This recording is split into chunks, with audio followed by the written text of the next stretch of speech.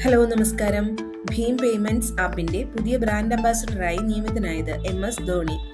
Global leader approval റേറ്റിംഗിൽ ഏറ്റവും ജനപ്രീതിയുള്ള നേതാവായി തിരഞ്ഞെടുക്കപ്പെട്ടത് നരേന്ദ്രമോദി.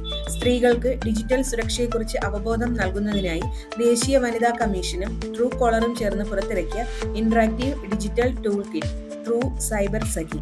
നിലവിലെ ദേശീയ വനിതാ കമ്മീഷൻ ചെയർപേഴ്സൺ വിജയ രഹത്കർ അടുത്തിടെ വേൾഡ് യൂത്ത് പാർലമെന്റിൽ ഇന്ത്യയെ പ്രതിനിധീകരിക്കാൻ തിരഞ്ഞെടുക്കപ്പെട്ട യുവ നേതാവ് സ്തുതി പ്രധാൻ.